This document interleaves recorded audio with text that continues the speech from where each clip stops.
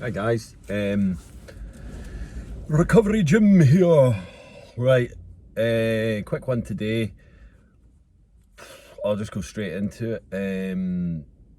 We lost someone from one of our meetings, just like about a week ago.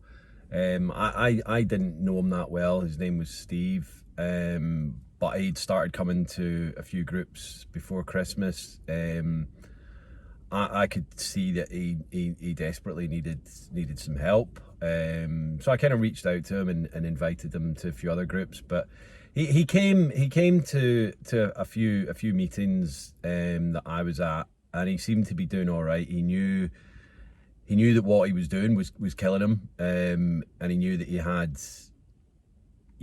to stop, or it would be the end. And Christmas obviously came and kind of went, and as with a lot of people that you see in the groups, they kind of come and then they go away, and then they realize that they need to be there, so they come back and they get help. But we didn't see him, and I was actually going to ask after him this week, but I didn't go to that meeting.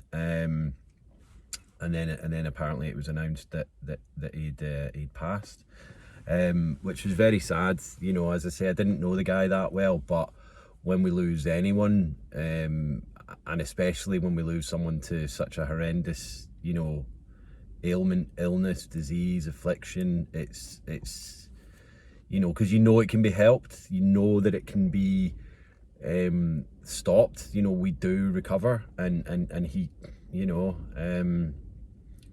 just slipped through the net, I guess. I don't really know what else to say on that. It's very, very sad. That's two people since I've come to the island that I didn't know that well that have, one was an overdose, and the other one was, well, alcohol related. So it is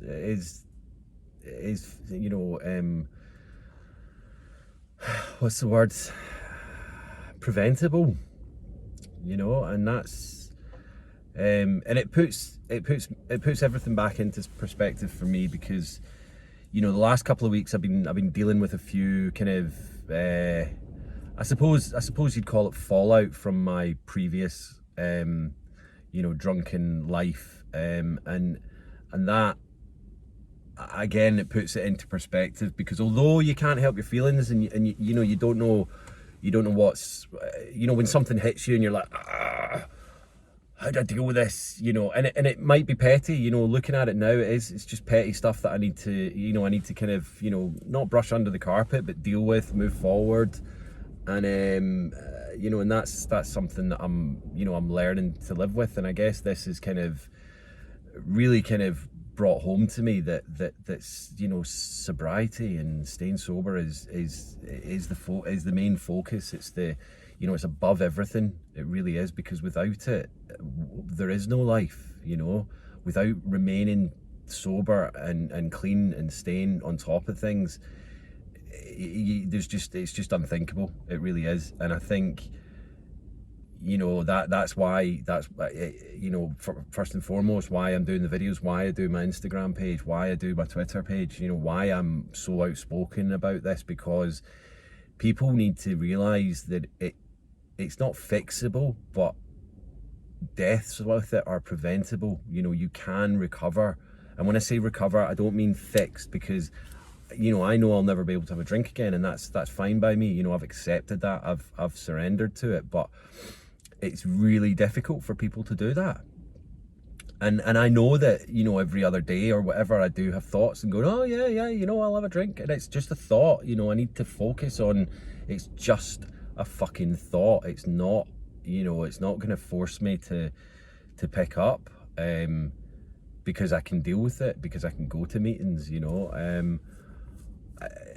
I've got people that I can speak to, and I think that is key. And I just wish more and more people would be outspoken and come out and say, yeah, fuck it, I need help.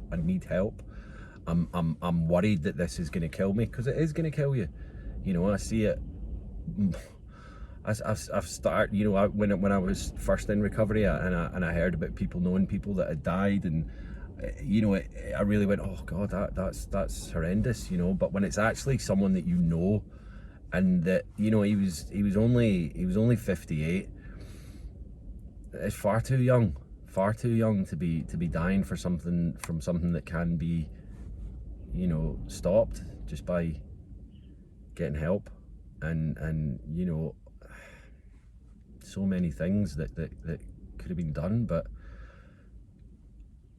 he wasn't ready. I don't know.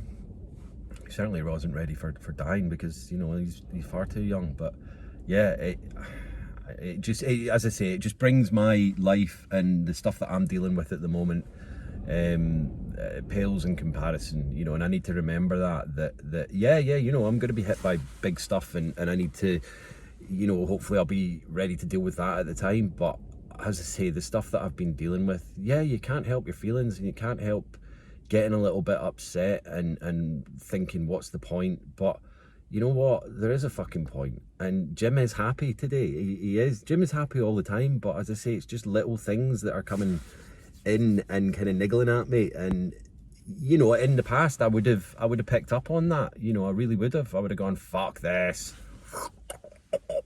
You know, and then I remember, you know, what I'm doing this for. I'm doing it for my family. I'm doing it for my friends. I'm doing it for the people that I'm meeting all the time. I'm doing it for you guys, because, you know, I don't want to go back to that life. It's just not worth it at all. And I'm going to show you where I am today. I'm down at Port Erin, and Stephen's there. Well, you know, his name was Steve, but this is Steven Seagull. So yeah, I'll show you this.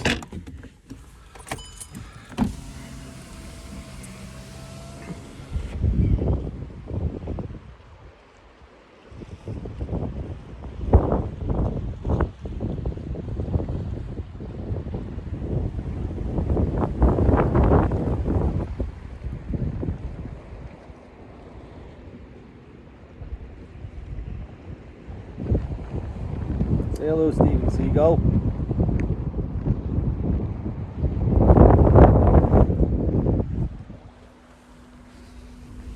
And that's Port Erin.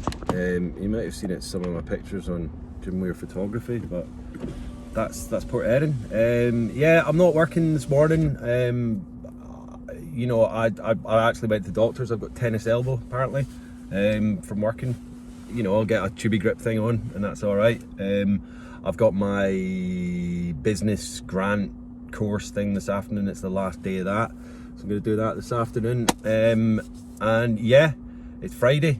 It's the weekend. You know, I am actually working tomorrow because I'm not working today. But you know, we're expecting a bit of snow.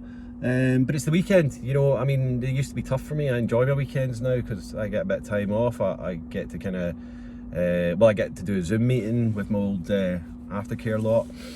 And yeah, just, you know, I like weekends. I'll probably go and take some photographs as well. Might go for a hike.